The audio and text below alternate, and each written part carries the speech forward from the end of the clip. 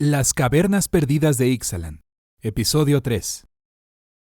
Wayta, Quint, Huatli y el resto de la expedición del Imperio del Sol se encuentran con enemigos terribles y aliados poco probables en las profundidades del subsuelo. Malcolm y Bridges suben por la gloria. Amalia, Kellan y los vampiros de Torrezón se encuentran con un enemigo formidable. Wayta. Si alguien le hubiera dicho a Wayta unos días antes que ella y un arqueólogo loxodón estarían persiguiendo a un fantasma a través de ruinas subterráneas, ella les habría dicho que consultaran a un curandero. Además, habría preguntado qué era un loxodón. El fantasma, abuelo como se llamaba a sí mismo, flotaba en lugar de correr. Su poncho ondeaba con una brisa invisible mientras corría entre los edificios. Quint corrió tras él, con la trompa acurrucada fuera del camino, y Wayta lo siguió, escaneando sus alrededores en busca de peligros potenciales. Desafortunadamente, estar atrás significaba que ella era la última en ver lo que les esperaba en una esquina, al lado de un río subterráneo. ¡Titán!, gritó abuelo. Luego desapareció en un remolino de energía rosa-púrpura. Wayta se detuvo y casi chocó contra la espalda de Quint. Delante se alzaba una figura corpulenta que fácilmente doblaba su altura. Podría haberlo confundido con parte del hongo que crecía en las paredes hasta que se movió. Su cabeza era un enorme hongo estratificado, como los que crecían en los árboles de la jungla, mientras que sus hombros y su pecho eran grupos de morillas más pequeñas de cima redondeada. Puntas dentadas y quitinosas sobresalían del dorso de sus enormes manos y subían por sus antebrazos. Un zumbido bajo y discordante, más visto que oído, erizó el vello de los brazos de Wayta. Antes de que ella o Quint pudieran hacer algo más que mirar, la criatura cargó contra ellos. ¡Vuelve!, le dijo Wayta a Quint. Blandió su espada para atraer la atención de la criatura, dando vueltas hacia el río caudaloso y alejándose de Quint. Tilonagi, golpea a mis enemigos, rezó. El titán agarró la mitad de una pared que se desmoronaba y se la arrojó a Wayta. Ella bailó de lado. El enorme bloque de piedra pasó rápidamente y aterrizó con estrépito detrás de ella. Su impacto hizo volar piedras y astillas, cortando su piel desnuda y haciendo sonar su armadura. Con un rugido el titán se lanzó hacia ella y retrocedió para atacar. Wayta se agachó y se abalanzó sobre un golpe de un brazo tan grande como el tronco de un árbol. Se agachó y le cortó la parte posterior de la pierna. Luego se puso de pie de un salto. Un humano habría quedado discapacitado. El titán no se vio afectado. Giró y se balanceó de nuevo, y nuevamente Wayta se deslizó entre sus piernas, lanzándose hacia su espalda. Cortó con su espada, cortando un trozo de material fibroso sin ningún efecto. Bien podría haber estado luchando contra un ahuehuete. La punta de una lanza atravesó el pecho del titán. Huatli, Inti, Caparocti y los demás guerreros habían llegado mientras Wayta luchaba, y al unísono gritaron y atacaron. Rodearon a la criatura, se burlaron de ella, la apuñalaron, cortaron pedazos hasta que hongos y cortezas quitinosas cubrieron el suelo. Los dinosaurios de la manada se mantuvieron alejados por su propia seguridad, pero Pantlaza saltó y arañó con las afiladas garras de sus pies, dejando largas marcas en su espalda. Cuanto más luchaban, más cantaban los músculos de Wayta, y su aliento ardía entrecortadamente en sus pulmones. Ninguno de sus golpes ralentizó al titán y no mostró signos de sentir dolor. Derribó sus lanzas, agarró sus espadas con sus enormes manos y las arrojó a las ruinas. Sus heridas rezumbaban un líquido negro que formaba hebras viscosas, que se entrelazaban hasta que se solidificaban y estallaban en nuevos crecimientos fúngicos. Sacó la lanza de su propio pecho y se la lanzó a uno de los guerreros. El arma falló, pero el brazo puntiagudo del titán se estrelló contra ella como la cola de un estegosaurio, y la arrojó hacia atrás contra una pared. Ella se desplomó y quedó inmóvil. Más negrura se derramó de la boca de la criatura y escupió a un guerrero cercano, que gritó cuando la sustancia alquitranada devoró su armadura.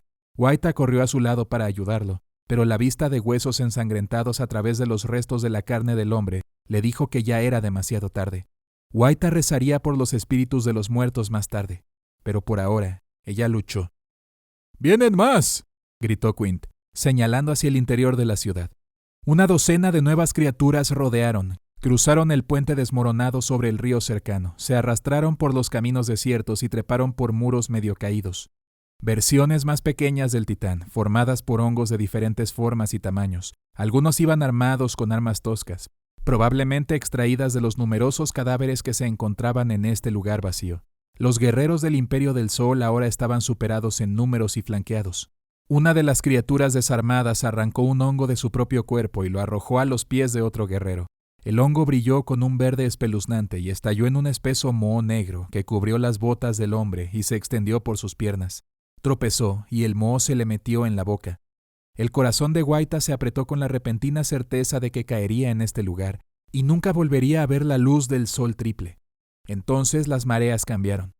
Una ola surgió del río subterráneo y arrojó a 2 de las criaturas. Un momento después, media docena de heraldos del río saltaron a la orilla y se unieron a la batalla con lanzas, espadas y magia de jade. Esta batalla estaba perdida, dijo uno de los heraldos. Ven con nosotros a un lugar seguro. Wayta vaciló. Después de lo sucedido en Orazca antes de la guerra, las relaciones entre el Imperio del Sol y los heraldos del río habían sido muy tensas, incluso hostiles. ¿Podrían confiar en estas personas? La confianza tenía que empezar por algún lado. Bien podría ser aquí. Wayta buscó a Quint y lo encontró tejiendo un hechizo detrás de una pared cercana. Un arma antigua se levantó del suelo como si la empuñara un espíritu. Giró en el aire y se incrustó en el cuello de una criatura en forma de hongo. «¡Quint, vámonos!», gritó Wayta. Él obedeció inmediatamente y ella les abrió el camino hacia el río. Uno de los heraldos los notó y agarró su mano libre. Murmuraron un encantamiento, girando sus dedos alrededor de su rostro. De repente el aire tenía un sabor diferente, espeso por la humedad. Un brillo de arcoíris cubrió a Wayta como si hubiera estado encerrada en una burbuja moldeada a su forma, y se tocó el brazo, sin sentir nada inusual. «Viaja rápido, hermanita», dijo el tritón y la empujó al río. Malcolm. El ascensor descendió más profundamente en el cenote. Los cables crujieron y los soportes de madera se balancearon. Malcolm observó a sus compañeros heridos por el rabillo del ojo, con un frío nudo de miedo en el estómago. Calzones parecía estar bien, y los que no habían explorado la cueva con esos horribles dinosaurios. Pero los demás, ellos no estaban bien. Las marcas negras de sus heridas se habían extendido, una delicada filigrana de círculos y líneas a lo largo de la piel expuesta. Peor aún, habían comenzado a brillar con un tono verde enfermizo. Los piratas no se quejaron de dolor o malestar, cuando normalmente estarían refunfuñando y pidiendo descanso.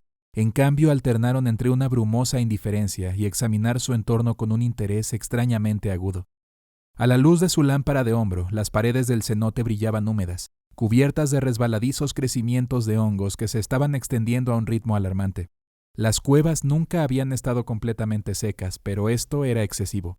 A medida que el olor a podredumbre y moho se intensificaba, Malcolm sacó un paño de su mochila y se lo ató alrededor de la cara, cubriéndole la nariz y la boca.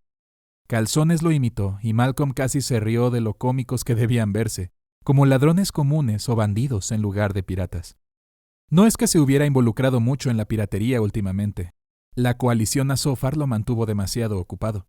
El ascensor se tambaleó al chocar contra algo. Uno de los piratas se inclinó sobre el borde de la barandilla para comprobarlo. «Parece un hongo gigante», dijo él. «¿Puedes cortarlo?», preguntó Malcolm. El pirata asintió y desenvainó su espada.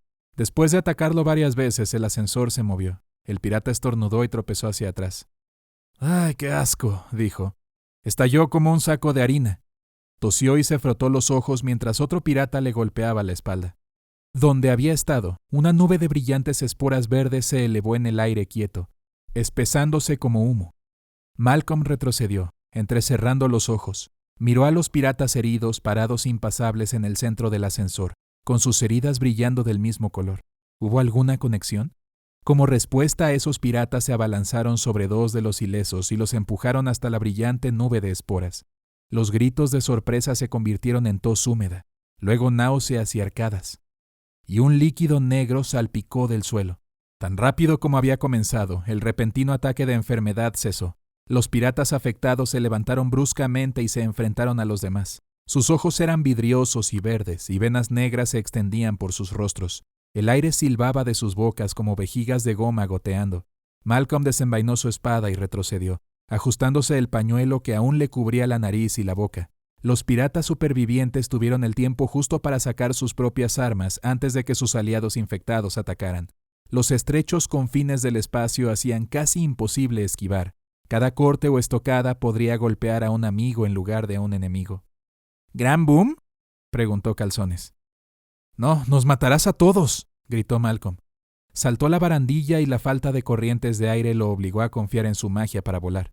Dio media vuelta y se aferró a las cuerdas del ascensor, que lo arrastraron hacia arriba. Debajo de él, los piratas luchaban desesperadamente, pero al igual que los dinosaurios en la caverna, los infectados parecían inmunes al dolor y a las heridas. Calzones se unió a Malcolm en las cuerdas mientras el ascensor continuaba descendiendo. ¿Escapar?, gritó Calzones. Al sonido de su voz, los infectados miraron al unísono con sus viles ojos verdes.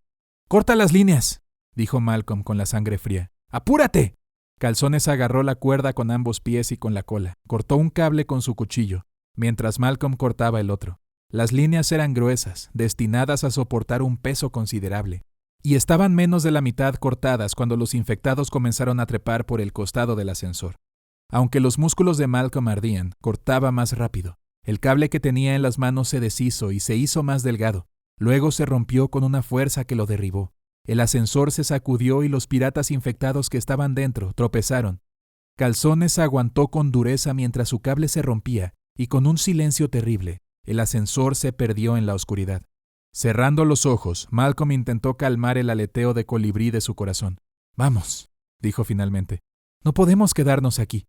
Alternaba volar y trepar, mientras Calzones lo guiaba sobre las cuerdas. Evitó diligentemente un zarcillo de hongo en la pared cercana, estremeciéndose cuando un hongo extrañamente parecido a un ojo pareció seguir sus movimientos. Malcolm habría asumido previamente que era producto de su imaginación. Ahora se preguntaba qué criatura terrible podría convertir a piratas y dinosaurios en marionetas sin sentido. ¿Y por qué? Bartolomé. Por muy desagradable que pueda ser una cascada de roca fundida ardiente, múltiples chorros de este tipo, e incluso ríos de esa sustancia, eran infinitamente peores.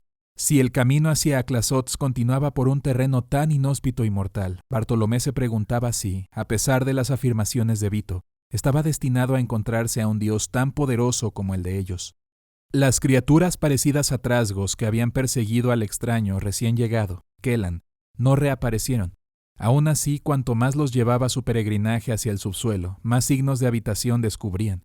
Edificios tallados en acantilados y estalactitas, marcadores brillantes cubiertos de glifos desconocidos, jardines de plantas pálidas y sin hojas en suelo arenoso. Nunca encontraron habitantes, pero los sonidos de huida y vislumbres de movimiento sugirieron que no estaban solos. Amalia conversó con Kellan, quien examinó su entorno con asombro e inquietud. Bartolomé vio en el joven cartógrafo a su propia hija, todavía tan inocente a pesar de sobrevivir a las privaciones de la reciente invasión. Para proteger esa inocencia, para proteger el futuro de aquellos como ella, haría cualquier sacrificio necesario. Hasta ahora, eso significaba capitular ante las órdenes de Vito. Cuando la reina Miralda asignó a Bartolomé para unirse a esta expedición, le dijeron que siguiera el juego y descubriera las verdaderas intenciones y lealtades de Vito. No se había dado cuenta de lo heréticas que se habían vuelto las ideas del hierofante, de lo lejos que se había alejado de la iglesia. Tampoco había podido descubrir quién le dio a Vito la lanza y el diario del venerable Tarrián, pero sugería que la oposición a la reina, la facción que apoyaba a Bona de Ledo y otros supuestos profetas, era mayor y más unificada de lo que ellos habían esperado. ¿Y si el propio Aclazot se alineaba con Antifex? Bartolomé se estremeció al considerarlo. La legión entró en una meseta más grande y plana que dominaba un par de cataratas de lava. De un momento a otro, el silencio dio paso a gritos y ruidos de movimiento. Los soldados de Clavileño rodearon a los demás de manera protectora, con armas en la mano. 2 docenas de guerreros los rodeaban, más altos que los vampiros, más anchos, con caras como de grandes felinos y pelaje moteado a juego. Llevaban cascos y armaduras elaboradamente decorados y empuñaban arcos y armas de asta y hojas dentadas de obsidiana de aspecto feroz. Los colmillos al descubierto prometían violencia, y Bartolomé no estaba ansioso por poner a prueba sus habilidades con las armas. Tenían un gran número de personas de su lado, a menos que se contaran a los porteadores y prisioneros de la legión. «Tú vendrás con nosotros», dijo uno de los gatos, blandiendo un arma de asta cubierta de glifos. «¿Tú quién eres?», preguntó Vito con voz fría y autoritaria. «Soy Kutzil, campeón del Malamet», fue la respuesta. «Vendrás con nosotros o morirás». Bartolomé se aclaró la garganta. «Estamos en una santa peregrinación», dijo.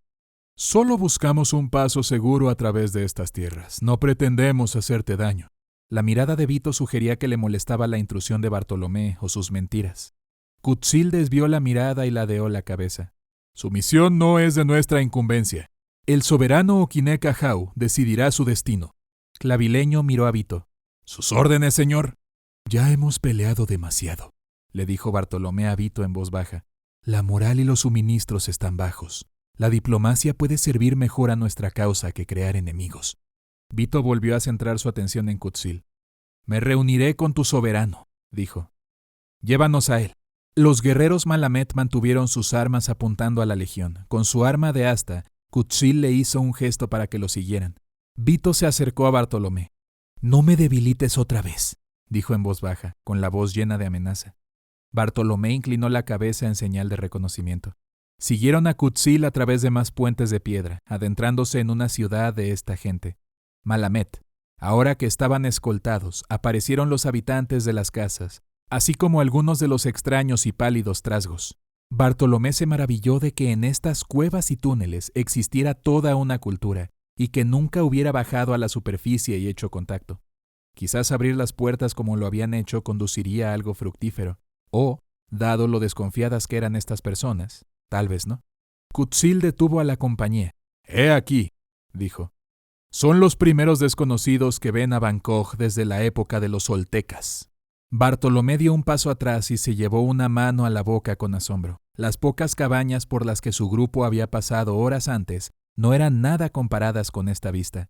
Una ciudad entera, fácilmente del tamaño de Alta Torrezón, fue construida sobre un grupo de estalactitas tan grandes que podrían haber sido montañas invertidas.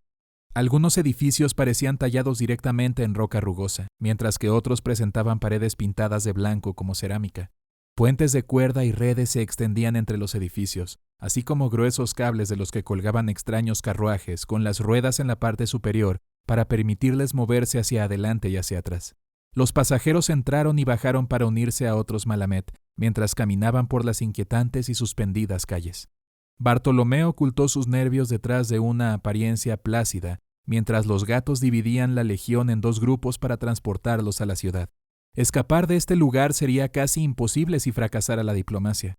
Algunos de los soldados podían volar, ya que eran caminantes del cielo, pero todos los demás. Su mirada se deslizó hacia Amalia, que estaba cerca de Kellan, y el movimiento de sus dedos cerca de su espada mostraba su ansiedad. Los guerreros Malamet continuaron protegiéndolos mientras cruzaban un amplio puente de piedra hacia la estalactita más grande. A diferencia del resto, este no tenía ningún edificio tallado en el exterior, ni siquiera ventanas. En cambio, cientos de enormes glifos cubrían cada superficie visible, brillando intermitentemente. Pasaron por una enorme abertura al final del puente con una puerta giratoria en el centro. Más guardias armados se pusieron firmes a su paso, silenciosos como los depredadores acechadores a los que se parecían. Uno de los porteadores de la legión se acercó demasiado, y el guardia más cercano gruñó. El interior de la estalactita estaba ocupado por una enorme pirámide tallada en la roca, con cientos de escalones que conducían a una pequeña habitación en su cima. Un extraño susurro resonó en el espacio cavernoso, cuya fuente era invisible. Afortunadamente no los obligaron a subir las escaleras, sino que los condujeron al interior de la pirámide, a su larga sala flanqueada por pilares tallados, entre los cuales los Malamet se agazaparon sobre esteras tejidas. Sus elaborados tocados y cuellos sugerían alguna forma de nobleza o sacerdocio, y todos miraban fijamente a los miembros de la legión cuando pasaban, algunos mostrando colmillos que hacían que los dientes vampíricos parecieran mansos en comparación. Sentado en un trono sobre un estrado elevado al final de la sala, un Malamet gigante y armado jugueteaba distraídamente con una enorme espada dentada. Este, presumiblemente, era el soberano, Oquinec Ajau. ¿Qué nos has traído, Cutzil?, preguntó. Cutzil se descubrió la garganta con deferencia mientras hablaba. Invasores de la superficie, soberano, respondió. Estamos solo de paso, dijo Vito, haciendo una cortés reverencia. Hablarás solo cuando te hablen, gruñó Cutzil, apuntando con su arma a Vito, con una mueca de desprecio. Vito no le hizo caso. El soberano Oquinec Ajau miró a Vito con curiosidad.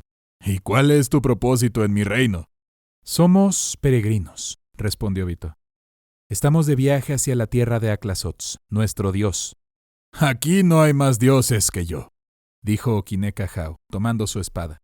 Poc, dijo, mirando a un grupo de asesores vestidos con túnicas a su derecha. Un malamet corpulento de pelaje leonado dio un paso adelante con los brazos cruzados a la espalda. Llevaba un sencillo arnés plateado, ricamente grabado con glifos y pictografías. Su cabello colgaba en mechones, cargados en las puntas con pequeños medallones de plata brillantes. «Puck es mi tejedor de mitos», dijo Okinekahau, presentando al malamet. «Él hablará, con nuestras palabras verá a través de las suyas». Puck asintió, levantó los brazos frente a su pecho y pronunció una pequeña y suave palabra. El olor a lluvia, relámpagos y el calor de un día seco de verano llenaban el aire. Una niebla verde arremolinada apareció entre sus garras, fusionándose en formas que se construyeron sobre sí mismas, revelando una imagen turbia pero discernible. Una cara gruñona, con los colmillos al descubierto y cada vez más largos. El rostro se torció, ondulándose al notar el malamet a su alrededor. Con un chillido se lanzó hacia adelante, mordiendo al tejedor de mitos Puck como una bestia mordiendo comida. El tejedor de mitos Puck dejó caer las manos, descartando la imagen. Miró a Okinekahau, sacudió la cabeza y luego regresó a su lugar entre los asesores reunidos. Okinekahau se levantó y se dirigió a los malamet reunidos, hablando por encima de los soldados de la legión. «Una invasión engendra otra», dijo Okinekahau. «Nosotros no lo permitiremos». Los soldados de la legión adoptaron posturas defensivas. Bartolomé apoyó una mano en el brazo de Amalia e intercambiaron una mirada preocupada. El soberano Okinekahau señaló a las figuras sentadas. «Condeno a estos intrusos a ser arrojados a la arena. ¡Que se haga justicia!». Algunos vampiros desenvainaron sus espadas y Vito apuntó con su lanza al soberano. Sin embargo, antes de que pudieran atacar o defenderse, los malamet que los flanqueaban gruñeron y levantaron los brazos. Glifos brillantes chamuscaban el aire, imitando las manchas en el pelaje de los malamet. La magia arremetió y envolvió a los miembros de la legión como cadenas, obligándolos a arrodillarse.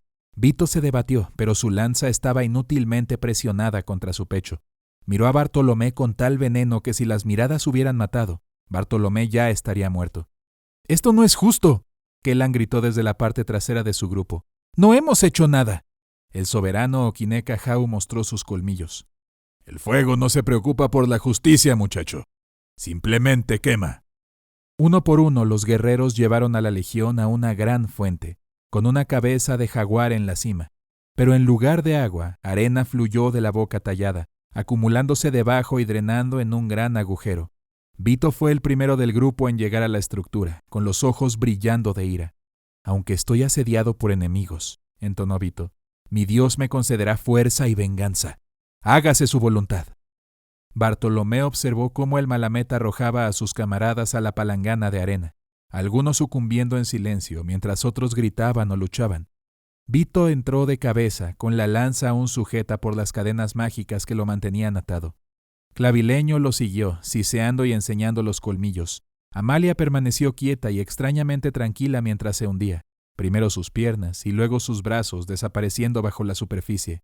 Ella murmuró algo para sí misma que él no pudo leer en sus labios. Con los ojos muy abiertos y sin ver, Kellan, frente a ella, luchaba y se agitaba en la arena, con el pánico evidente en su rostro mientras se deslizaba más cerca del desagüe abierto. Justo antes de que Amalia desapareciera, le dijo a Kellan: «Contén la respiración». ¿Le habían concedido una visión? Bartolomé así lo esperaba, porque de lo contrario su misión había terminado, y él era el culpable. Él siguió su ejemplo y dejó que los malamet lo levantaran en sus grandes brazos de pelaje áspero, luchando contra su propio miedo mientras lo arrojaban sin ceremonias al recipiente de la fuente. Su único consuelo, mientras la arena se lo reclamaba, era que Vito no tendría ocasión de hacer más fechorías en Torrezón. Solo deseaba que ese gol no hubiera tenido un coste tan alto. Huayta. Huayta cayó en la fría oscuridad del río. Una corriente increíblemente rápida la empujó hacia adelante. La luz del sol triple fijada a su cinturón proyectaba sombras salvajes a su alrededor. Se dio cuenta de que podía respirar, sin duda gracias al hechizo que los tritones habían lanzado. Aún así tenía poco control sobre a dónde iba y solo podía hacer lo mejor que podía para no estrellarse contra las paredes o el lecho del río. A veces vislumbraba una caverna más amplia encima de ella, o el suelo se abría debajo como un lago o un cenote. A veces destellos de un verde brillante jugueteaban en los bordes de su visión, o el túnel se bifurcaba y vislumbraba algún camino alternativo inalcanzable. A pesar de todo, la corriente la llevó hacia su destino desconocido. Finalmente, después de un tiempo, Una nueva luz apareció en la distancia. Con un breve aumento de presión, salió a aguas abiertas, frías y claras. Wayta se abrió camino hacia la superficie buscando a los demás y encontró que algunos de ellos ya nadaban hacia la orilla más cercana. Incluso el explorador que la había empujado hacia adentro. Los guardianes tritones se quedaron cerca, ondeando sus aletas mientras se balanceaban en su lugar, observando su progreso, pero sin moverse para ayudarla o estorbarla.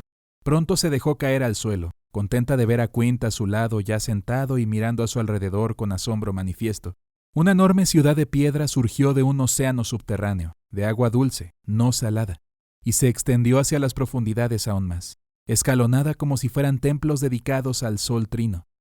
Lámparas brillantes ardían sobre los edificios bajos, mientras largas hileras de adornos bioluminiscentes y cestas con chinches iluminaban las calles y callejones visibles. Dondequiera que mirara, los heraldos del río caminaban, nadaban o descansaban, observando a los recién llegados con cautela y hablando entre ellos. Huatli escurrió su ropa y examinó la zona. «Debe haber miles de heraldos aquí», dijo, haciendo una mueca, cuando Pantlaza se sacudió y arrojó agua por todos lados. La joven exploradora Tritón ensanchó sus branquias. «Mi madre dice que es la mayor reunión de bandas de tritones que Ixalan haya conocido». Le tendió una mano a Wayta, quien la aceptó y se puso de pie.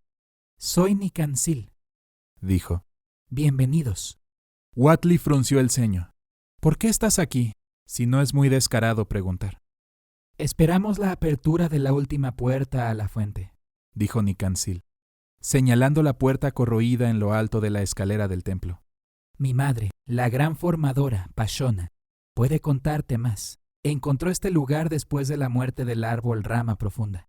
Huatli miró fijamente la puerta, entrecerrando los ojos como para verla mejor desde la distancia.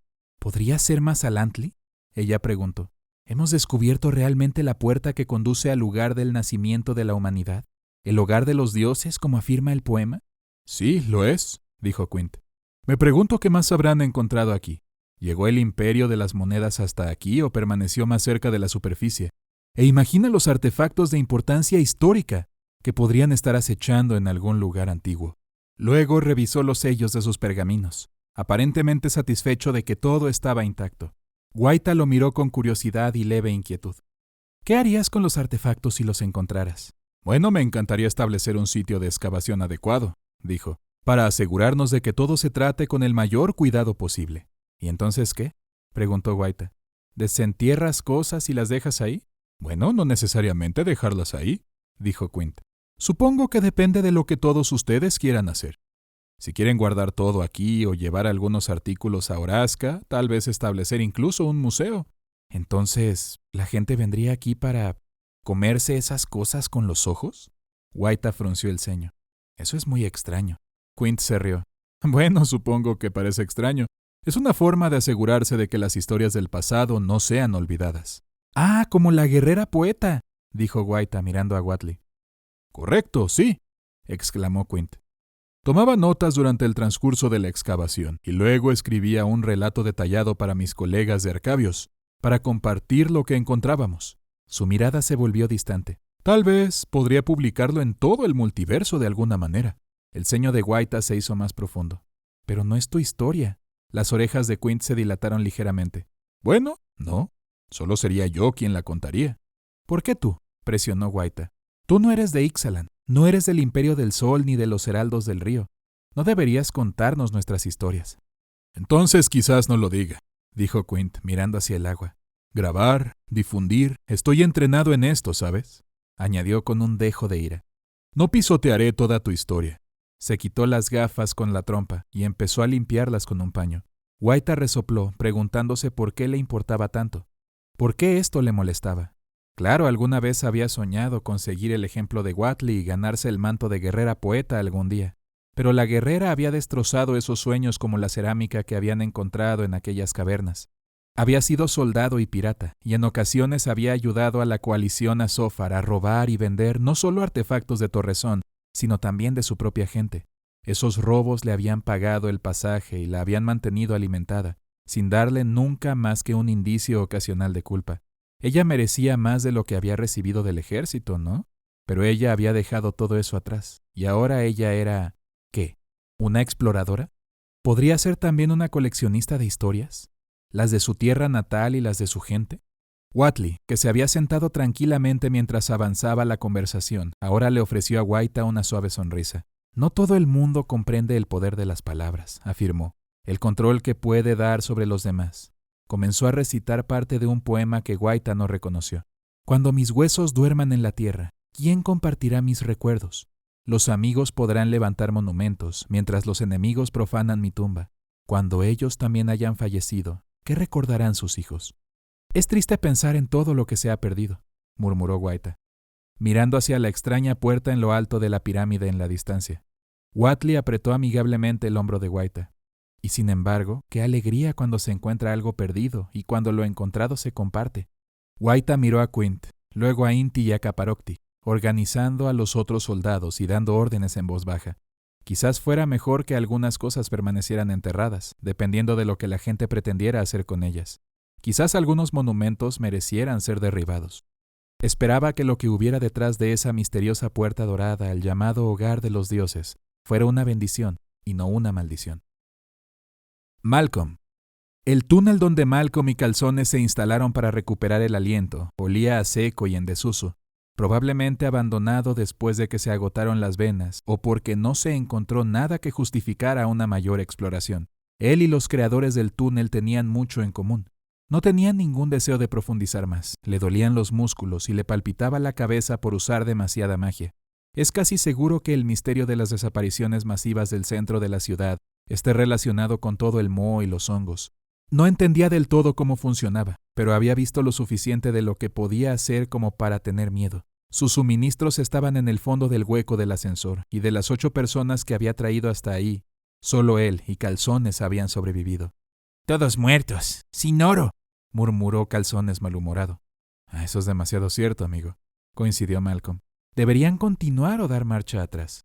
Si se marchaban ahora, Malcolm tendría que informar a Vance que habían encontrado pocas respuestas y aún más preguntas.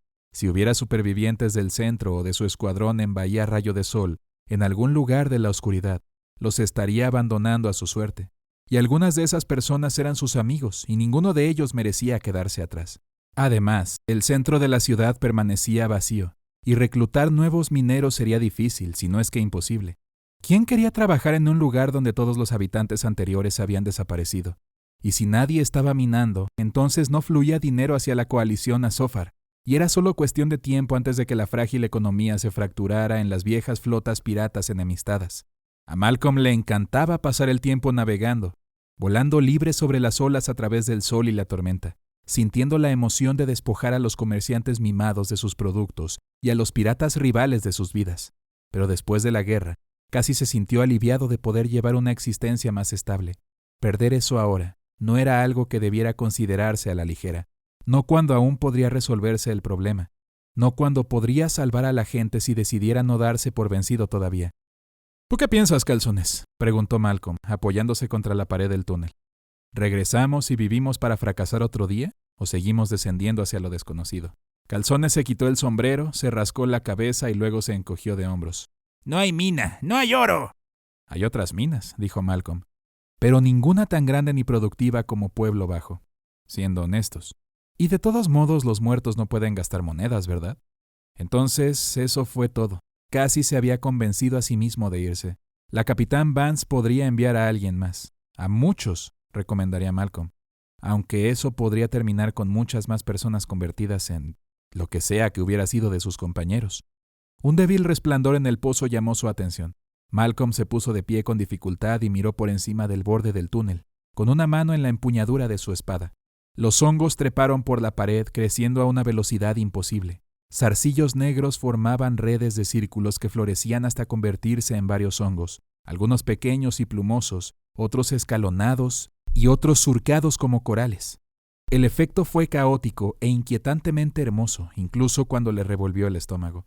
Algunos de los zarcillos se movían como tinta en una página. Mientras Malcolm observaba, se dio cuenta de que el hongo estaba formando palabras, demasiado oscuras para distinguirlas. Lentamente, esas palabras comenzaron a emitir el mismo brillo verde enfermizo que se había apoderado de su gente perdida. «Seguro», decía la primera palabra. Luego, abajo. ¿Fue esto una tregua o una trampa? Malcolm no podía estar seguro, pero ahora sabía que quienquiera que hubiera hecho todo esto era sensible. Si ese fuera el caso, tal vez la diplomacia no estuviera descartada. Quizás los residentes del pueblo bajo realmente estuvieran vivos en algún lugar debajo, y él pudiera sacarlos de alguna manera. La esperanza era el arma más peligrosa de todas, y Malcolm sintió que se deslizaba entre sus costillas hasta su corazón, afilada como una espada. Amalia. La arena presionaba contra el cuerpo de Amalia, densa y pesada, peor que el agua. La arena se filtró en su ropa, su nariz, incluso su boca y sus ojos, aunque lo cerró tan fuerte como pudo.